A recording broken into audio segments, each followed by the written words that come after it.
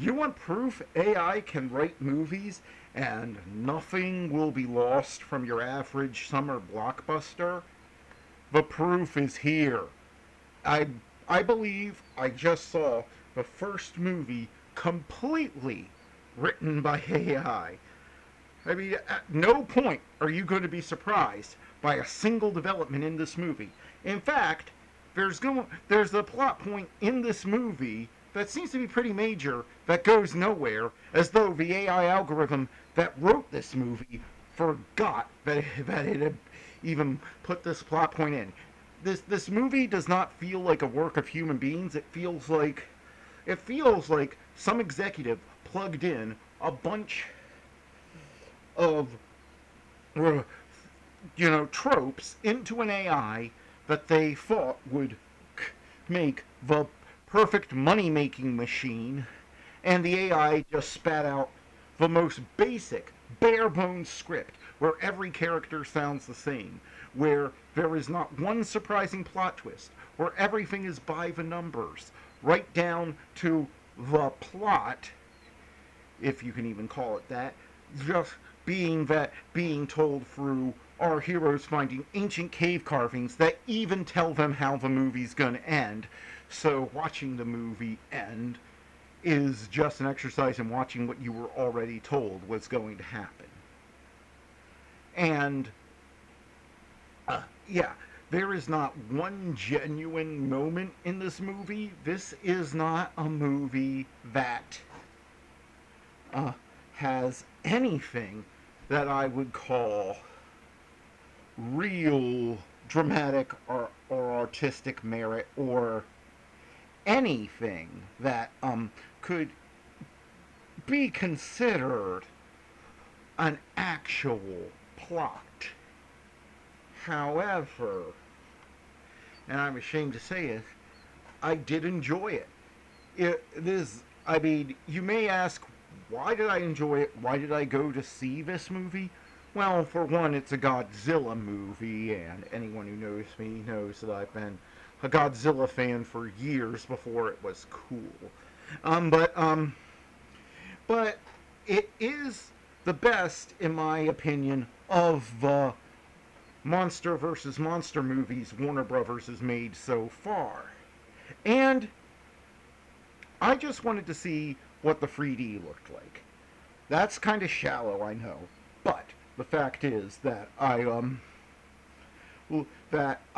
didn't know my local theater even showed movies in 3D until I saw this listed, and I haven't seen a 3D movie since the last Hobbit film, which came out a decade ago, so I was curious to see if any advances have been made in 3D.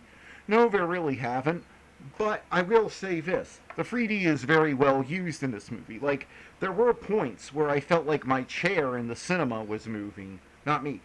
Not the camera. So that was cool. I felt like I could reach out and touch Godzilla and King Kong, and the action sequences did make good use of the 3D. So if you're going to see this movie, go see a 3D showing, because I actually do think that adds a lot to the enjoyment of the movie. This movie is an amusement park ride for children. That is it. Thankfully, it doesn't insist upon itself, and it doesn't overstay its welcome. Like, it starts with King Kong, which, by the way, Kong should have gotten top billing because this is really his story, with Godzilla just sort of showing up. In fact, I have to wonder if this started life as a sequel to Kong Skull Island, if this script started out being written right after this movie and then it was repurposed, because Godzilla does feel kind of like an afterthought in this movie. Not that that's really a bad thing, as it works just. But this movie could have worked with just King Kong in it. And it does understand why people go to see these movies. I mean, it has a feel of a cross between late Showa era and late Heisei era Kong movies. It has the sort of all the monsters fighting each other and it being very kid centric, and like any blood that's shown is now like green or blue, so and there's only one on-screen human death in the whole movie. So it's very much a kid-friendly film in that regard. So that makes me think of the late Showa era. But then all the humans are flying around in like space age vehicles that look like they're out of Star Trek, like happened in the Heisei era.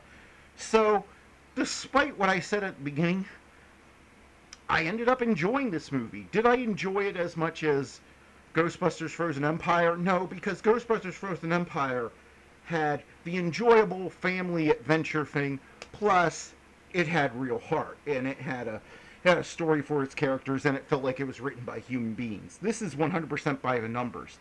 And by the way, there's one plot point I would have massively changed. At one point, the girl from the girl from Skull Island has to wake up Mothra, and we're never given a reason. We're just told that the last survivor from her island has to wake up Mothra.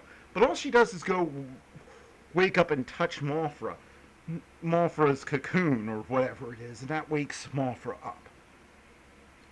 Why these other people who are from her civilization that just live under the ground can't do it is never explained. Personally, I think they missed a trick. They could have put the Mothra song in there. Why couldn't they have just had it be that her tribe knew the song to wake up Mothra, and this other tribe that was underground had lost the knowledge of that song, so that's why she had to do it, and then you could have had this girl perform it. One thing I will say is that they did a good job not allowing sign language. The girl communicates through sign language, and they did a good job. How not letting that slow down and keeping a normal pace of a scene. But not that you're gonna ever really care about what's being said. It's so basic and bare bones. It's like a Disney after-school special, the human part. But thankfully, they really pared down the human parts. They learned from King Kong vs. Godzilla. I like this movie a lot more than that one. That one, you know how it got bogged down with all the human characters who really contributed nothing and they didn't have anything to do? Well, this movie pares down the amount of human characters to like a quarter of what was in that movie. And they're each given at least one plot thing to do. And once the villain is defeated, the villainous monster is defeated, the movie just ends, like a proper Godzilla or King Kong movie should. And this movie seems to understand King Kong a little better, and that it seems to understand that Kong is at his most interesting when he's protecting something else. Like in the original King Kong and in the remakes, he has Ann Darrow to protect, and that usually leads to the most interesting fights, and that's where we are able to connect with him and like him as a monster, as a giant monster character. This movie, they give him a little baby King Kong to protect, and that works.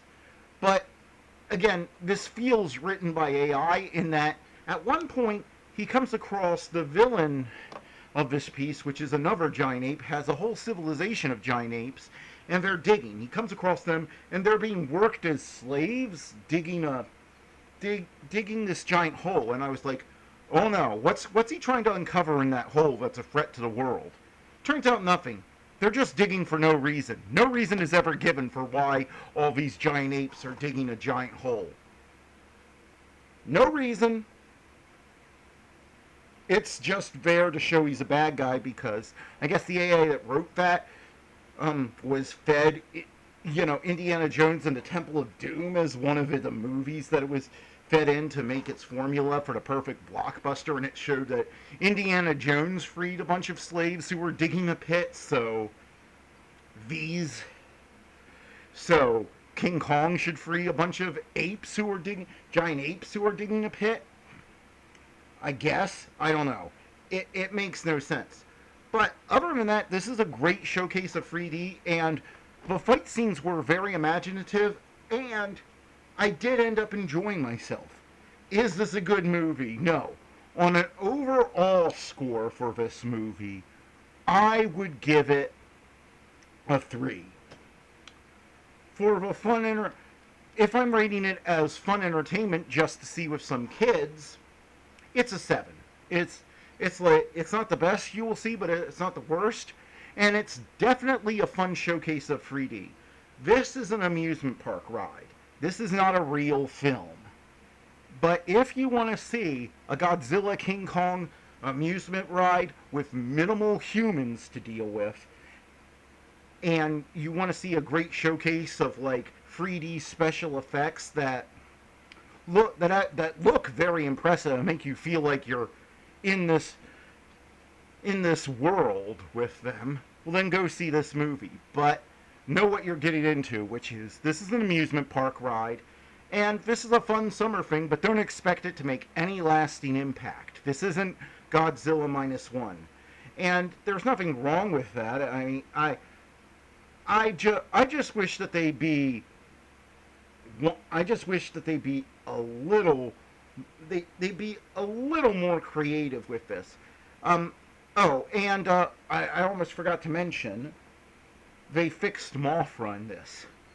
Anybody who knows me knows that I totally detest the King of the Monsters redesign of Mothra they did a few years ago, where she was this blue, scary, almost predatory creature. Here, she still has some of those elements in her body, but they gave her a more expressive and friendly face, and her wings are now colorful, and they look like they're covered in fur again, like in the original, Mothra is supposed to look. So Mothra looks like Mothra.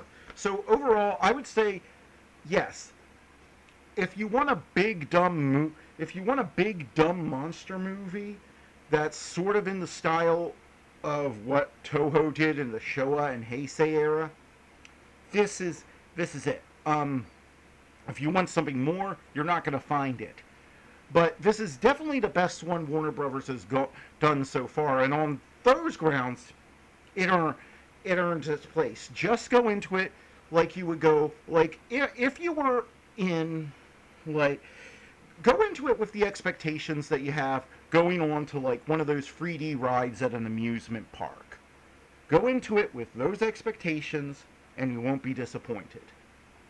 Just don't expect anything more than that because, well, obviously the AI algorithm that wrote this movie is not up to the challenge yet. Well, thanks for listening, and I'll see you next